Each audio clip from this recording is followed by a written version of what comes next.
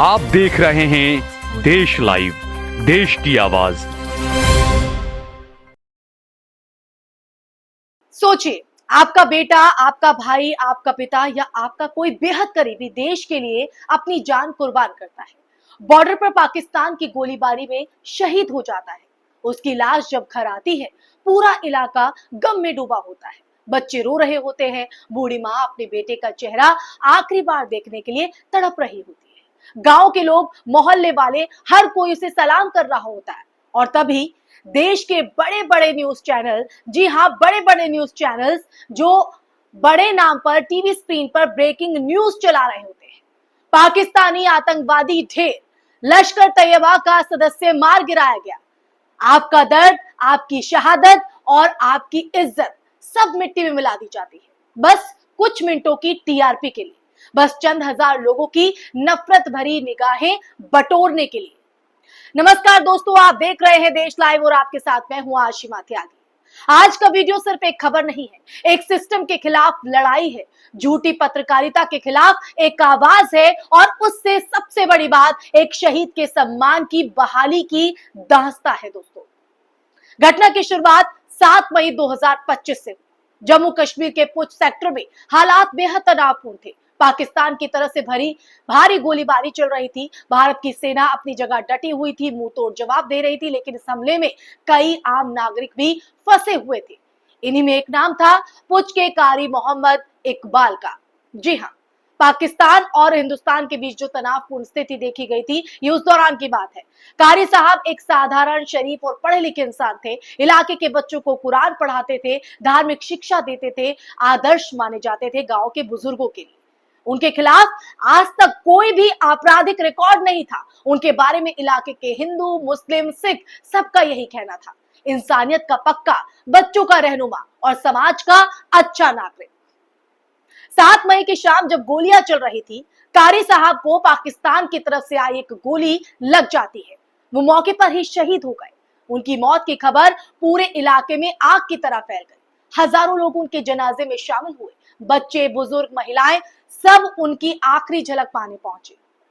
पहुंचते भी क्यों ना, क्योंकि वो शख्सियत ही ऐसी थी। पूरे गांव ने नम आंखों से अपने बेटे को अंतिम विदाई दी। लेकिन मीडिया की शर्मनाक रिपोर्टिंग दिल को झकझोरती है दोस्तों। ठीक उसी वक्त दिल्ली और नोएडा की एयर कंडीशन न्यूज रूम में बैठी टीम्स ने एक अलग ही स्क्रिप्ट तैयार कर ली थी। दो नामी चैनल, जिनका मैं नाम नहीं ले रही हूं, लेकिन गोदी मीडिया से वो चैनल्स आते हैं, बिना किसी आधिकारिक सूचना के, बिना पुलिस या सेना की पुष्टि के, बिना किसी जांच पड़ताल के सीधे कारी मोहम्मद इकबाल को पाकिस्तान आतंकी घोषित कर दिया जाता है। पाकिस्तानी आतंकी, आप समझ सकते हैं। ब्रेकिंग न्यूज की हेडलाइंस चमकी, पाकिस्तानी आतंकवादी ढेर, लश्कर तैयबा का सदस्य मार गिराया गया पुंछ में, सेना की बड़ी सफलता। इस तरह के बोल बोले गए। रिपोर्टर कैमरे के सामने जोश में चिल्ला रहे थे कि ये देखिए कैसे भारतीय सेना ने लश्कर आतंकी को मौत के घाट उतारा। स्टूडियो में बैठी एंकर बड़ी बड़ी आंखों से कह रही थी कि देश को बड़ी राहत, एक और आतंकी ढेर। कौन थे वो? कारी मोहम्मद। इन चैनलों ने तो यहां तक ये दावा कर दिया कि कारी इकबाल पाकिस्तान से ट्रेनिंग लेकर आया था। सोशल मीडिया पर फेक ग्राफिक्स बना दिए गए। व्हाट्सएप यूनिवर्सिटी एक्टिव हो गई। लोगों ने उस परिवार को सोशल मीडिया पर गालियां भी देनी शुरू कर दी। टॉर्चर किया गया दोस्तों। एक इंसान जो अपने परिवार को छोड़कर चला गया, परिवार और गांव का दर्द। अब आप सोचिए उस बूढ़ी मां का क्या हाल हुआ होगा जिसने अभी अभी बेटे को दफनाया था। उस पत्नी पर क्या बीती होगी जिसके माथे से अभी सिंदूर मिटा था। उन बच्चों का क्या मनोबल टूटा होगा जिनके सिर से बाप का साया उठ गया था। लेकिन इन टीवी चैनल्स को तो कोई इससे मतलब नहीं था। पूरा गांव गुस्से में था। मोहल्ले के लोग खुद हैरान थे कि जिस इंसान ने कभी गलत रास्ता ही नहीं चुना, आज उसे पूरी दुनिया के सामने आतंकवादी घोषित कर दिया गया।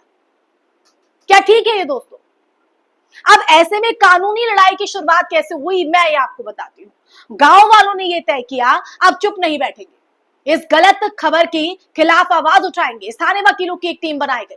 कारी साहब के परिवार ने कोर्ट में याचिका दायर की। मामला जो है पुंछ जिला अदालत में पहुंचा और अदालत में दो बड़े टीवी चैनल्स, जिनके नाम नहीं ले रही हूं, लेकिन मैं गोदी मीडिया उसको कहना चाहूंगी, पूरी रिपोर्टिंग के स्क्रीनशॉट, वीडियो फुटेज और सोशल मीडिया पोस्ट पेश किए गए। इलाके के लोगों ने गवाही दी कि सेना और पुलिस ने आधिकारिक बयान दिया कि कारी इकबाल का आतंकवाद से कोई लेना देना नहीं था। अब आते हैं अदालत के ऐतिहासिक फैसले पर। 28 जून 2025 पुंछ की अदालत ने जो फैसला सुनाया दोस्तों, वो भारतीय मीडिया इतिहास के पन्नों में सुनहरे अक्षरों पर दर्ज हो गया है। और ये उस पर भी एक बड़ा तमाचा है जो गलत खबर फैला रहे थे, जिन्होंने कारी मोहम्मद साहब को आतंकवादी करार दिया। अदालत ने कहा कि किसी नागरिक को बिना सबूत आतंकवादी घोषित करना उसकी इज्जत और सम्मान और सामाजिक प्रतिष्ठा के खिलाफ अपराध है, घोर अपराध। फैसले के मुख्य बिंदु मैं आपको बताती हूँ। वो दो बड़े चैनल्स जो अपने नाम पर जो है लोगों को गुमराह करते हैं, उसके खिलाफ एफआईआर दर्ज करने के आदेश दिए गए। दोनों चैनलों पर 5-5 करोड़ रुपए का जुर्माना लगाया गया। पीड़ित परिवारों को मुआवजा देने का निर्देश दिया गया और मीडिया संस्थानों को भविष्य में ऐसी गलती दोहराने से रोका गया। और दोस्तों, ऐसे चैनल्स के खिलाफ वाकई जो है कड़े कदम उठाए जाने चाहिए, जो सिर्फ अपने टीआरपी के लिए, अपने चैनल को चलाने के लिए, या ये कहे कि लोगों को गुमराह और गलत खबर पहुंचाने के लिए, उन पर यह कड़ा एक्शन होना चाहिए। क्योंकि कोर्ट ने साथ ही ये भी कहा कि इस जुर्माने का एक हिस्सा जो है मीडिया लिटरेसी और फेक न्यूज के खिलाफ जागरूकता अभियान में इस्तेमाल होगा, कि ताकि वो लोगों को गुमराह न कर सके। अब सामाजिक प्रतिक्रिया पर भी आते हैं। इस फैसले के बाद पूरे देश भर में हड़कंप मच गया। सोशल मीडिया पर हैशटैग जस्टिस फॉर कारी इकबाल ट्रेंड करने लगा।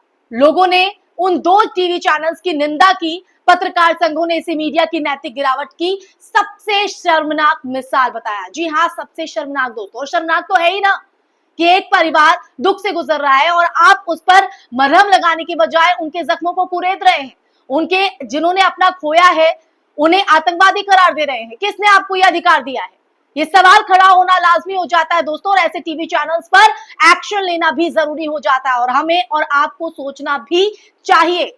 ऐसे लोगों के खिलाफ, ऐसे जो झूठी खबरें फैलाते हैं, जो कहीं ना कहीं दुख पर मल्लम तो लगा नहीं सकते हैं, लेकिन जख्मों पर नमक छिड़कने का जो काम है वो जरूर करते हैं, उनके खिलाफ आवाज उठानी होगी दोस्तों, जागरूक होना होगा दोस्तों। तभी हम इस तरह की झूठी खबरों को फैलाने से रोक सकते हैं। राजनीतिक नेताओं से लेकर आम जनता तक हर कोई इस फैसले का स्वागत कर रहा है जो कोर्ट ने दिया। लोग कह रहे हैं कि अब समय आ गया है कि मीडिया को अपनी हद में रहना सीखना होगा, क्योंकि दायरा होता है और दायरे में रहकर कोई काम किया जाता है तो उसकी अपनी एक मिसाल होती है। अब मीडिया की गिरती साख पर भी बात करना जरूरी हो जाता है, क्योंकि आज की तारीख में भारत का मीडिया, खास तौर पर टीवी न्यूज चैनल, जिस रास्ते पर वो चल पड़े हैं, वो लोकतंत्र के एक बड़ा खतरा बन चुका है दोस्तों। टीआरपी के लालच में झूठ, नफरत और सनसनी का जहर जो है वो इन टीवी चैनल के माध्यम से फैलाया जा रहा है। क्या मैं झूठ कह रही?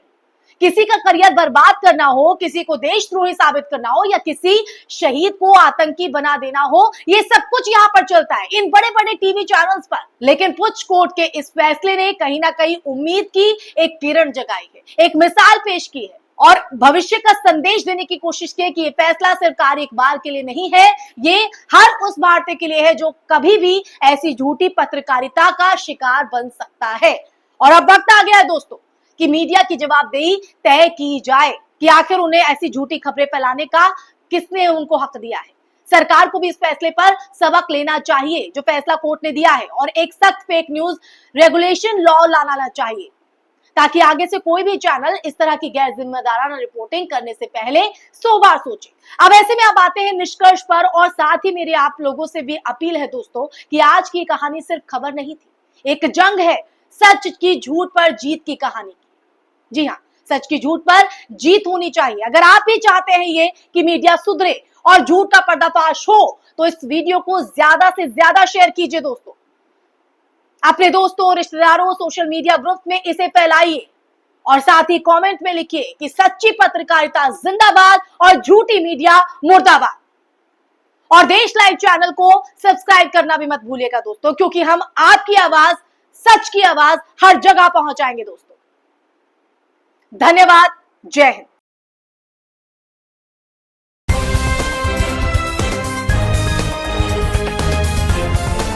देश और दुनिया की तमाम छोटी और बड़ी खबरों के लिए हमारे चैनल को सब्सक्राइब करना न भूलें और बेल का बटन जरूर दबाएं।